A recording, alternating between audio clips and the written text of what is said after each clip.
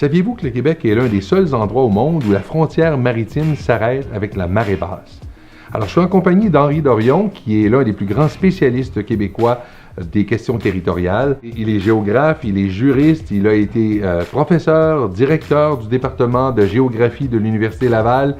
Il a été surtout président de la commission sur l'intégrité territoriale et il est membre de la Société royale du Canada. Monsieur Dorion, qu'est-ce que c'est que cette histoire que notre frontière s'arrête au rivage?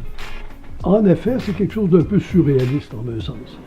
Pourrait-on imaginer qu'un honnête citoyen dans un pays décide de se baigner dans la mer et il sort du pays et entre dans un autre pays?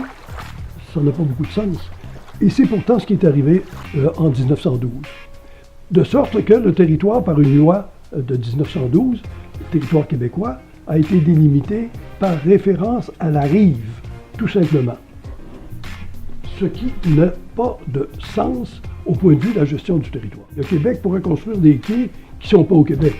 Alors, il y a une aberration là-dedans. En effet. D'autant plus que, en face de Terre-Neuve, comme vous l'avez mentionné, les îles appartiennent à Terre-Neuve, en face de Colombie-Britannique. Alors, pourquoi l'avoir refusé au Québec en 1912? On se le demande. Si je comprends bien, c'est le résultat d'une loi adoptée le 3 avril 1912 qui allait un peu à l'encontre de la volonté du Québec, mais qui concrétisait, qui confortait une décision qui lui a été imposée par le gouvernement fédéral. Oui, finalement, Québec a baissé pavillon. Ben écoutez, vous allez m'excuser l'expression, mais je pense qu'en l'occurrence, le Québec a été cocu content.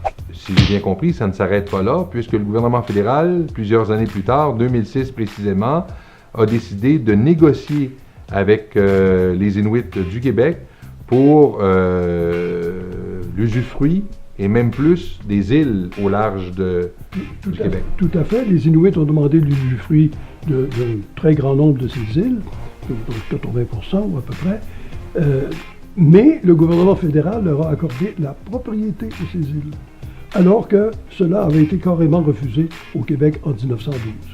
2 poids, 2 mesures. Donc on l'a accordé aux Inuits, mais on l'avait refusé au Québec. Exactement, voilà. C'est pour ainsi dire ajouter l'insulte à l'injure. En un certain sens, oui. Bien, je vous remercie, M. Dorion. On en a appris encore davantage sur les frontières du Québec. Et si vous voulez en savoir encore plus sur l'autre 150e et sur les événements qui seront encore dévoilés au cours de la présente année, n'hésitez surtout pas à visiter les différentes plateformes de l'autre 150e dont les adresses figurent au bas de l'écran, que ce soit sur Twitter, Facebook ou le site Internet l'autre 150e.